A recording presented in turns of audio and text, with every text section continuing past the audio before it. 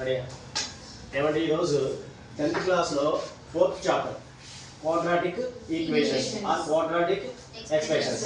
ఈ చాప్టర్లో main important question ఒక 4 మార్క్స్ క్వశ్చన్ వచ్చింది. అవునా? ఈ 4 క్వశ్చన్స్లో ఒక 4 మార్క్స్ క్వశ్చన్ వచ్చిందండి. ఓకే, చూడండి ఆ క్వశ్చన్ చదవండి. చదవమ్మా జల్లి. Find two numbers whose sum is 27 and product is 182. Okay. Two numbers. Let two numbers be x comma y. Take two numbers x comma y. Two numbers sum అంటే ఆ two numbers ని add చేస్తే ఎంత రావాలంట? 27 రావాలి. అంటే x plus y equal ఎంతమ్మా? 27. ఆ two numbers ని యాడ్ చేస్తే 27 రావాలి. 27 రావాలంటే x plus y equal to 27 becomes y equal to 27 plus becomes minus. అంటే 27 minus x అవుతుందా? This is equation number 1. ఆ సమ్ములో ఏమి ఇచ్చాడు? ఆ 2 నెంబర్స్ ని యాడ్ చేస్తేనేమో 27 రావాలి. ఆ 2 నెంబర్స్ ని మల్టిప్లై చేస్తేనేమో 182 రావాలి. ఓకే, మల్టిప్లై మీన్స్ ప్రొడక్ట్ చేస్తే x into y ఎంత? 182. x కి x ఏ, y రీప్లేస్ 27 minus x. అంటే y దగ్గర ఏం రాయాలి? 27 minus x. 27 minus x రాసాం. ఈజ్ ఈక్వల్ ఎంత ఇచ్చాడు? 182. మల్టిప్లై చేద్దాం. 27 into x, x into x plus 182. ఇప్పుడు ఆర్డర్ రాసి చూడండి. ఈ minus x square becomes minus x square equal అవతలకి వెళ్తే ఏమైంది?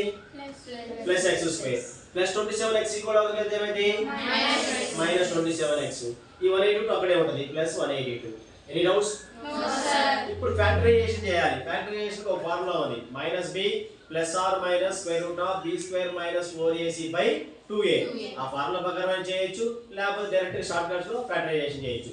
ఆ ఫ్యాక్టరైజేషన్ మోడల్ ఏంది?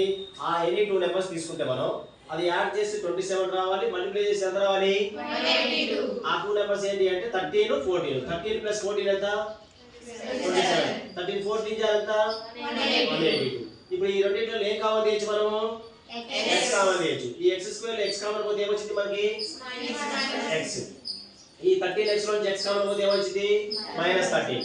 ఈ రెండిట్లో నుంచి -14 కామన్ తీస్తున్నాం. ఇక్కడ -14 కామన్ వెళ్ళిపోతే మనకి ఏం మిగులుతుందమ్మా? x. 14 13 ఎంత? 182.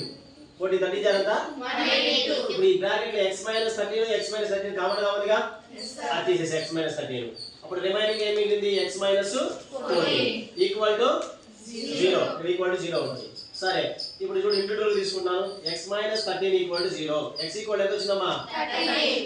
x - 14 equal to 0. x equal ఏమొచ్చింది? 14. అంటే ఆ 2 నెంబర్స్ మనం తీసుకున్న 2 నెంబర్స్ ఏంటి అంటే x, y తీసుకున్నాం కదా, కానీ మనకి ఆన్సర్ ఏమొచ్చింది? 13 13 ప్లస్ 14 ఎంత? 13 14 జార్ ఎంత? 182. Any doubts? No sir. ఏవైనా 2 నెంబర్స్ తీసుకోవాలి, దాన్ని సమ్ చేస్తే 27 రావాలి, మల్టిప్లై చేస్తే 182 రావాలి. ఆ రెండు నెంబర్స్ ఏంటంటే 13 or 14 13. Okay, over. Second some.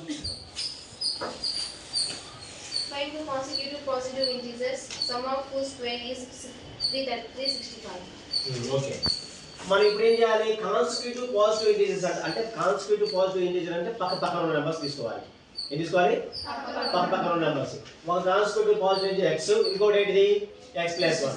ఈ రెండింటిని స్క్వేర్ చేసి సమ్ చేయమన్నాడు. సమ్లో మనకి ఇచ్చిన ప్రాబ్లంలో ఈ రెండు వాల్యూస్ ని స్క్వేర్ చేసి సమ్ చేయమన్నాడు. ఇదిగో స్క్వేర్ చేసేసాను, దాన్ని సమ్ చేసి ఎంత వచ్చింది? 365. ఇప్పుడు x square a + b whole square formula వచ్చా మీకు? a స్క్వేర్ అంటే x స్క్వేర్ ప్లస్ 1 స్క్వేర్ అంటే 1, b స్క్వేర్ కదా formula, plus 2ab 2 into x into 1 2x equal to 365. ఇప్పుడు x square plus x square 2x square. ఇప్పుడు ఇక్కడ ఎంత ఉంది? 2x ఏమవుతుంది ఇక్కడ? 2x ఇక్కడ. x square plus x square 2x square ఇక్కడ plus 2x plus 1 365 plus equal ఎక్కడికి వస్తే మైనస్ ఇక్కడ దాకా చూడండి 2x. ఇప్పుడు 364 ప్లస్ 1 అంటే మైనస్ 364 ప్లస్ 1 అంటే మైనస్ 364 ఏగా. ఇప్పుడు ఈ అన్నిట్లో కామన్ ఏం కనబడుతుంది? 2 కనబడుతుంది. ఇక్కడ x స్క్వేర్ ఉందా? 2 టైమ్స్ డివైడ్ చేస్తే -182. అప్పుడు ఏమైంది? 2 అటు సైడ్ వెళ్తే 0 అవుతుంది. x square plus x minus 182. దీని ఫ్యాక్టరైజేషన్ x స్క్వేర్. ఇప్పుడు x ని ఎలా రాసుకోవచ్చు? 14x - 13x రాసుకోవచ్చా? 14x - 13x అంటే ఎంత? 1x కదా. 14 13 182 వచ్చింది. ఇప్పుడు ఈ రెండింటికి ఏ కామన్ చేయొచ్చు?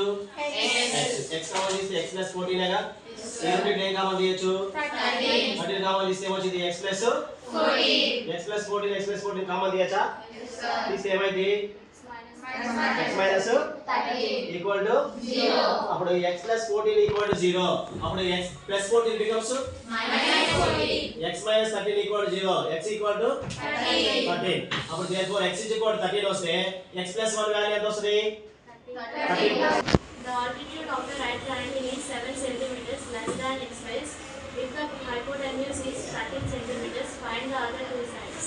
ఓకే చూడండి ఒక రైట్ యాంగిల్ ట్రయాంగిల్ తీసుకోవాలి దాని ఆల్టిట్యూడ్స్ అంటే హైపోటెన్యూస్ ఎంత ఇచ్చాడు మనకి 13 ఇచ్చాడు ఒక సైడ్ x తీసుకుంటే ఇంకో సైడ్ x - 7 ఈ రెండు యాడ్ చేస్తే ఏమొచ్చింది x - 7 x ఇక్కడ 7 - x కూడా రాయొచ్చు మనం రాయొచ్చు 7 - x ఇప్పుడు చూడండి పైథాగరస్ ఫార్ములా ఉంది hypotenuse square equal to side square plus side square side square plus side square equal to hypotenuse square or opposite square plus adjacent square equal to hypotenuse square తీసుకోవచ్చు అది trigonometry లో వచ్చింది మీకు ఇంకా అవునా సరే one side x అనుకుంటే ఇంకో సైడ్ ఆల్టిట్యూడ్ ఏమొచ్చింది x - 7 హైపోటెన్యూస్ ఎంత 13 కొంత రైట్ యాంగిల్ ట్రయాంగిల్ ఇదిగో చెప్పాక side square plus side square equal to hypotenuse square ఇక్కడ ఈజ్ ఈక్వల్ పెట్టాలమ్మా ఏం రాయాలి ఈజ్ ఈక్వల్ టు రాయాలి